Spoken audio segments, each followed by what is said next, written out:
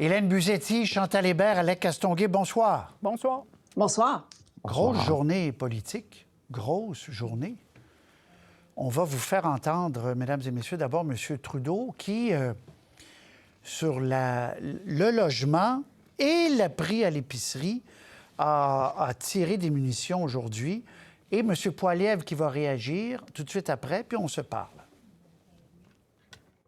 Il y a bien des développeurs, des gens en construction qui ne vont pas de l'avant avec des constructions de nouveaux blocs à appartements parce que les coûts sont trop élevés.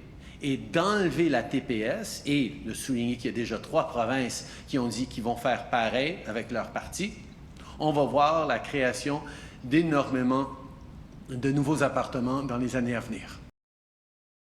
La loi que je vais introduire lundi prochain va obliger des municipalités d'augmenter le nombre de maisons permis et le nombre d'unités de logement permis de 15 %. Ou bien des municipalités perdront les fonds de l'infrastructure fédéraux. Ça, c'est M. Poilievre qui dit aux municipalités, si vous ne construisez pas assez, on va enlever les fonds fédéraux. Il a aussi réagi, on l'a entendu plus tôt à l'émission, au fait que M. Trudeau promettait la TPS la journée où lui allait la promettre.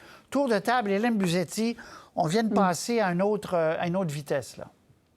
Oui, bien, c'est la preuve que les sondages ont un effet. Les politiciens qui nous disent qu'ils ne les regardent pas sont souvent de bons menteurs. Et c'est surtout la preuve que c'est pas juste quand on est au gouvernement qu'on a de l'impact. Je pense que ce que l'on voit aujourd'hui dans M. Trudeau qui a senti le besoin de mettre des propositions concrètes pour faire face à la crise du logement, c'est une réponse directe au souffle qu'il sent dans son cou de la part du Parti conservateur et du chef M. Poilievre.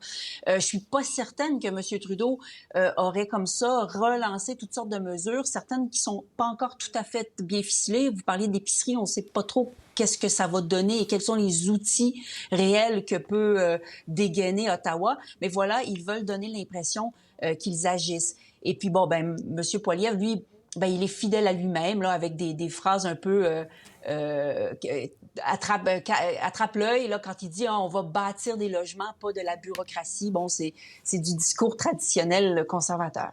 Chantal, vraiment, M. Trudeau, je disais passer à une autre vitesse, mais il a, en fait, TPS, M. Poilievre a raison, c'est une promesse de 2015 qui avait été abandonnée, qu'on reprend, là. Oui, mais quand on regarde l'ensemble, ce qu'on voit, le bruit que vous entendez, et M. Poilievre doit l'entendre, c'est le bruit du tapis que Justin Trudeau est en train de tirer dans dessous des pieds du chef conservateur. Et le but politique, c'est de neutraliser l'enjeu du logement entre maintenant et la prochaine campagne électorale. On fait ça comment? Pas nécessairement en ayant des grands résultats, parce que tout le monde s'entend, de construire un logement, ça se fait pas en criant lapin avec ou sans TPS ou taxes provinciales pour ceux qui les construisent, mais en empruntant tellement de pans du programme conservateur que finalement, M. Poilievre ne pourra pas s'objecter longtemps à un programme qui fait ce qu'il disait, d'abord sur la TPS, mais aussi quand M. Poilievre dit « Je vais présenter un projet de loi qui va dire que les municipalités vont devoir changer leur règlement de zonage et construire des logements près des stations de transport en commun à tel rythme où je vais leur enlever de l'argent ». Dans le programme libéral, on dit qu'on va faire pression sur les municipalités pour qu'elles changent leur règlement de zonage et qu'elles construisent des logements près des transports en commun pour accéder au fonds fédéral dédié au logement. Ça se ressemble. Un mot sur l'épicerie. Selon moi, attendez, Chantal, ouais, retenez votre mot, parce que je vais vous faire entendre M. Trudeau sur l'épicerie, mais tour de table sur le logement, Alec, réaction vive. Tapis sous le pied, dit Chantal. Hélène dit on est allé chercher à peu près la même proposition que M. Poilievre. Oui. Ben moi, j'ai envie de vous dire enfin, parce que c'est une crise qui est en développement depuis plusieurs années. Et on a l'impression que les gouvernements, autant à Québec qu'à Ottawa, s'y intéressaient assez peu. Et là, on a depuis quelques mois là, une pression sociale, pression des partis d'opposition à Québec, à Ottawa, qui pousse les gouvernements à s'intéresser à cette question-là.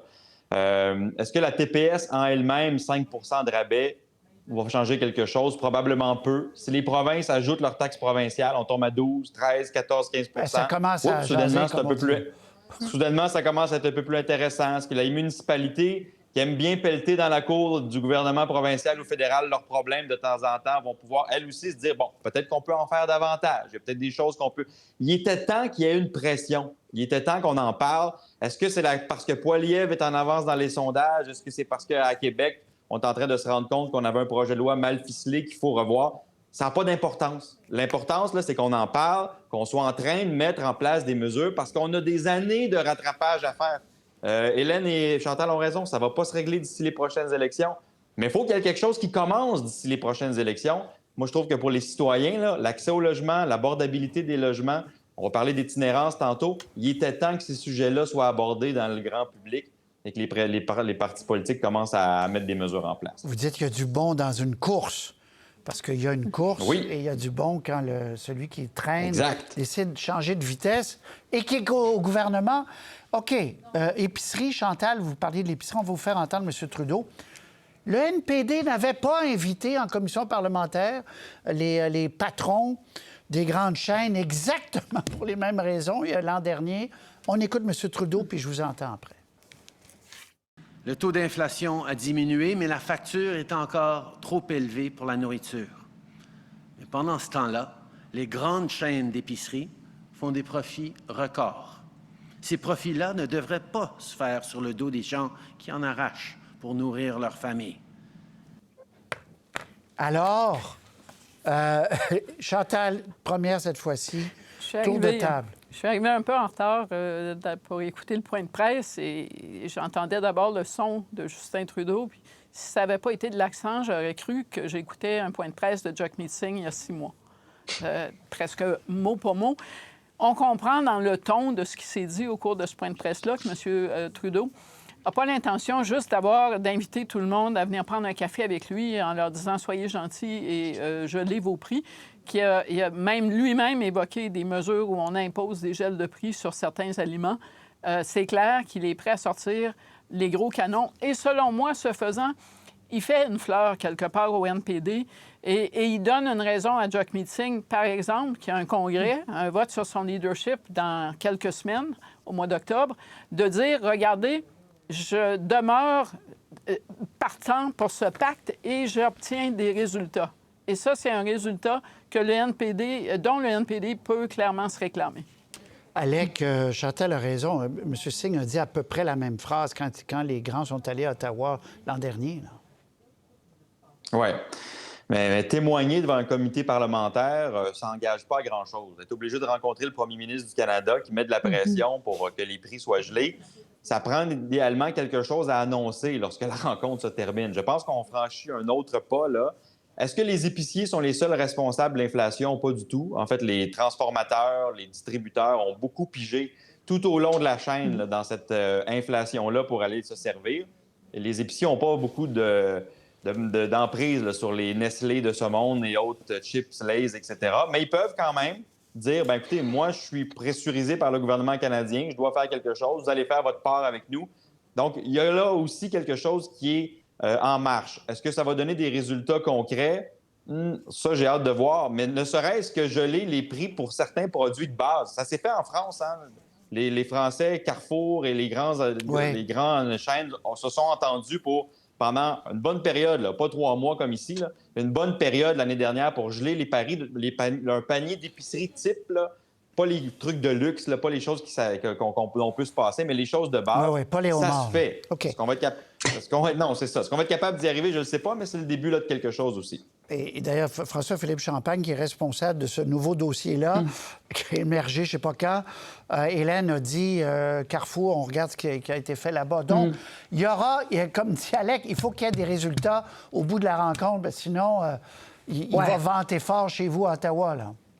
Oui, je suis assez d'accord avec Alec. Il y a une différence entre être dans l'opposition et convoquer des gens en comité parlementaire, ce qui est arrivé plus tôt cette année ou l'automne passé, je parle le fil, versus être au gouvernement et exiger de rentrer dans le cabinet et de rendre des comptes.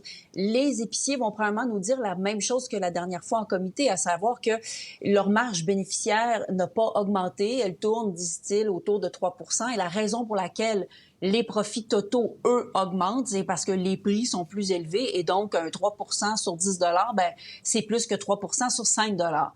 Je suis pas certaine que la population est convaincue par ce genre d'argumentaire-là. Et moi, j'ai hâte de voir qu'est-ce que le gouvernement sera prêt à faire. En tout cas, une chose est sûre, même si M. Trudeau voulait contrôler les prix tout d'un coup, M. Poilievre pourrait peut-être pas, dans ce cas-là, l'accuser d'être marxiste parce que lui aussi se plaint des prix à l'épicerie qui augmentent trop. Alors, ça fait partie de son, de son discours politique et donc les mesures que pourrait prendre le gouvernement là-dessus viendront encore une fois neutraliser le chef conservateur. Alors, je ne veux pas être cynique et dire que tout ça est à cause de ceci, mais je vous montre quand même le dernier sondage aujourd'hui. Et l'écart au fédéral se creuse pour les conservateurs. Ils ont encore creusé, sont à 15 points de pourcentage en avance sur les libéraux. Et au Québec, le Bloc québécois qui est en avance, une bonne avance sur les libéraux et les conservateurs, dans ce sondage-là, aurait baissé un peu, mais encore une fois, échantillon plus petit au Québec, toutes les précautions d'usage. Donc, il y a ça en arrière-plan, là, rapidement, le tour de table. Là. Hélène, il y a ça en arrière-plan?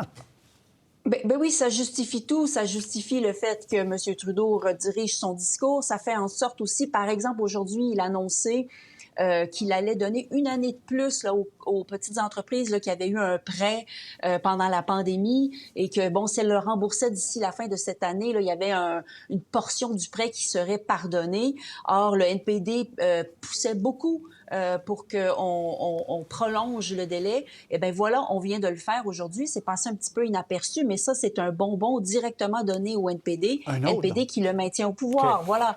Alors, le sondage explique toutes les dynamiques auxquelles on assiste ces jours-ci à Ottawa. Donc, Chantal, est-ce que vous diriez que le mariage tient encore plus fort?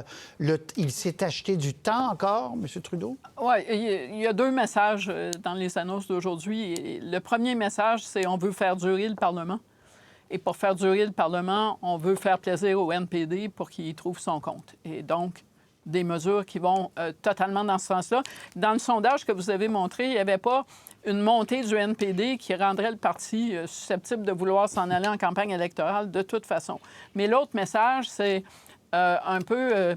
la partie de plaisir est terminée et M. Trudeau a l'intention de se servir de tous les leviers dont il dispose. Il est au gouvernement pour mettre en chantier des promesses fortes dont Pierre Poilievre aurait pu se servir pour continuer à garder son avance sur les libéraux dans les intentions de vote. Et le logement, c'était un des gros chevaux de bataille de Pierre Poilievre et court moins vite, là. Alec, conclusion. Oui, j'ai eu l'impression aujourd'hui, puis c'est pas parce que c'est une annonce sur le logement, là, mais qu'on mettait ses bottes de travail au gouvernement libéral. Puis que ça faisait peut-être une couple de mois qu'on était distrait par toutes sortes de dossiers, l'ingérence chinoise, l'ingérence étrangère. On surfait sur 3 ou 4 sujets qui, en réalité, n'avaient pas beaucoup de prise dans l'opinion publique. Puis c'est comme si on s'était réveillé en juin, à la fin de la session, en disant « Ouais, on a comme perdu 6 mois, là, puis on est en train de se faire rattraper par des dossiers qui concernent les gens, la hausse du coût de la vie, l'accès au logement, les épiceries. » Alors, on a pris quelques semaines pour se remettre de tout ça. On a fait un remaniement ministériel. Puis là, on a l'impression qu'on s'est mis au travail. J'ai hâte de voir la suite des choses. J'espère que ça ne va pas s'arrêter là. Je pense qu'on est au début de quelque chose pour l'automne.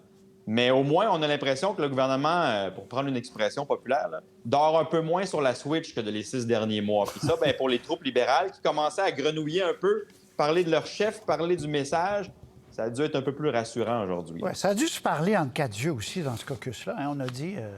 ils ont dû dire « réveillez-vous en haut ». OK, très bien, itinérance. Réveil aussi de toute la classe politique devant ces chiffres-là hier. 10 000 dans tout le Québec. On les a beaucoup montrés depuis hier, 10 000. Il y a des régions en Outaouais. Thomas Gerbet avait fait ce reportage saisissant sur les sans-abri Ottawa. Ceux qui connaissent Ottawa le savaient. D'autres ont été étonnés de voir autant de sans-abri. Bon, Outaouais, c'est l'autre bord de la rivière quand même. 706, 4 fois plus en Outaouais, Montérégie. Bon. Je vous fais entendre M. Legault et quelques extraits d'aujourd'hui à Québec, puis on revient tout de suite. C'est pas acceptable, là, dans une société quand même riche, moderne, de voir des gens là, qui n'ont pas de logement, qui ont des problèmes graves. C'est comme un peu une tempête parfaite. J'ai annoncé 20 millions de dollars pour les 1335 qui vivent dans la rue. Il faut leur trouver un toit pour cet hiver. C'est une tempête parfaite, là. Crise du logement, crise de l'itinérance. Il y avait une crise du logement, il l'a nié pendant 3 ans. Et ce matin, je l'entends pas dire qu'il y a une crise de l'itinérance. Les tentes ont poussé plus vite que les logements pas chers. Résultat, il y a 2 fois plus de sans-abri aujourd'hui qu'au moment où le premier ministre a gagné sa première élection. Bon, le ton était grave aujourd'hui à l'Assemblée nationale et dans les couloirs. Les gens, évidemment, comprennent qu'il y a un problème énorme, il y a des gens qui souffrent. Est-ce que là aussi, vous avez l'impression qu'il y a une réelle accélération? On avait M. Carman plus tôt aujourd'hui, ce colloque. Alex, je commence avec vous demain. Qu'il y a une réelle accélération de dire il faut qu'on change nos façons de faire, il faut qu'on trouve des manières. Je pense que oui. Je pense que c'est en grande partie grâce aux maires et mairesses des grandes villes qui ont décidé qu'ils allaient en faire un cheval de bataille et qui ont l'intelligence, les capacités de communication, la fougue de la jeunesse. Mettez tout ça ensemble, là, ils sont très, très puissants, les maires des villes actuellement au Québec. Ils sont respectés par la population, ils ont des idées. Et là, ils ont dit, là, ça suffit, on est prêt avec des problèmes qui, normalement, reviennent sous la responsabilité du gouvernement du Québec et qu'on n'a pas du tout l'aide dont on aurait besoin. Et eux ne vont pas lâcher le morceau. Le 15,5 millions annoncé par Lionel Carman, c'est pas beaucoup. C'est évidemment à court terme, les refuges, s'assurer qu'à cet hiver, on a un peu plus de place parce que la crise est forte, mais c'est relié à un paquet d'autres problèmes de ressources, travailleurs sociaux, psychologues, psychothérapeutes, accès au logement, logement abordable. Il y a beaucoup de choses qu'il faut mettre en place pour être capable de venir à bout de cette crise-là parce que la tendance, elle est mauvaise. Il faut commencer par la freiner avant de commencer à parler de politique d'itinérance zéro. Il faut commencer par freiner cette tendance-là qui est très rapide depuis la fin de la pandémie. Et je pense que là aussi, un peu comme à Ottawa pour le logement, on est au début de quelque chose. Oui, l'éveil. Chantal, c'est la journée de l'éveil. Chantal. La crise du logement a certainement exacerbé la crise de l'itinérance et il y a 2 premières qu'on ne peut pas saluer. La première, c'est cette crise du logement, elle n'est pas limitée aux grands centres comme Montréal ou même Québec. Ça s'étend à l'échelle du Québec. Et du coup, l'itinérance aussi devient un phénomène qui n'est pas un phénomène montréalais. Ça aide la force de frappe des maires parce qu'il n'y a jamais eu autant de maires qui ont eu le même intérêt pour l'itinérance qu'il y en a maintenant. Il y en avait des itinérants à Gatineau avant, mais pas à ce niveau-là. Et ce que ça veut dire aussi, quand il y a tant de maires qui disent c'est un gros problème chez nous, c'est qu'il y a beaucoup de comtés où c'est un gros problème. Et ces comtés-là ne sont pas tous sur l'île de Montréal, là où la CAQ n'a pas besoin de beaucoup de votes. Oui. Hélène? Je pense que c'était ça, si on peut dire, le côté positif de ce dénombrement là, qui était dévoilé, c'est que ça a servi d'électrochoc. Je trouvais ça quand même intéressant en début de votre émission d'entendre à la fois le maire de Québec et M. Carman ensuite, puis qui essentiellement tous deux disaient on est d'accord. Donc il y avait cette impression, je ne sais pas si ça durera, on peut l'espérer, mais que tout le monde travaillait un peu dans la même direction avec une espèce de sentiment d'urgence et qu'on doit mettre peut-être la partisanerie de côté.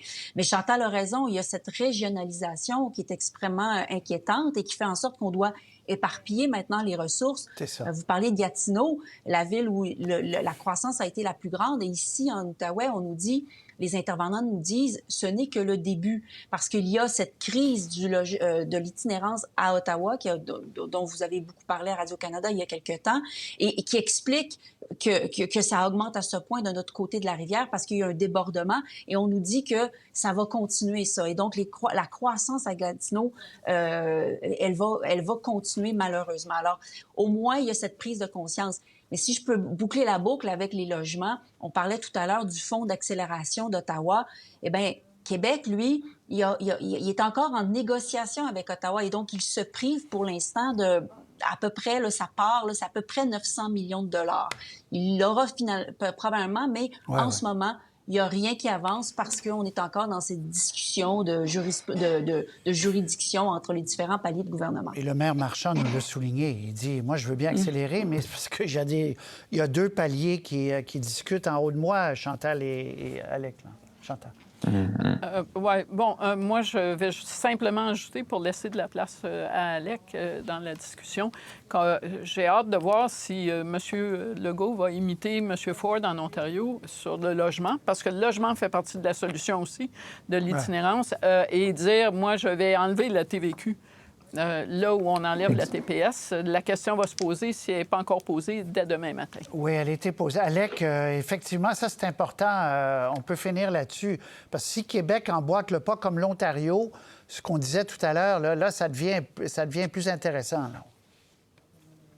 Oui, Éric Girard, le ministre des Finances, a dit on est en réflexion, on va demander une étude. Est-ce que ça ferait une différence? Est-ce que ça fera un écart? L'étude est mieux de se faire assez rapidement parce qu'il va se faire talonner sur cette question-là dans les prochaines semaines. Et l'autre facteur, c'est je sais que Québec est très jaloux de ses champs de compétences et c'est tout à fait normal. Mais négocier une entente qui rapporte 900 millions, ça ne devrait pas prendre 18 mois. Alors, je ne sais pas où ça bloque. C'est toujours compliqué. Mais pendant ce temps-là, c'est des logements qui ne sortent pas de terre, c'est des projets qui ne débouchent pas. Les villes ont besoin d'argent. 900 millions, il faudrait qu'on commence par s'entendre. Merci beaucoup à vous 3. Merci. Bonne soirée. À très bientôt. Au revoir. Au revoir. Au revoir. Au revoir.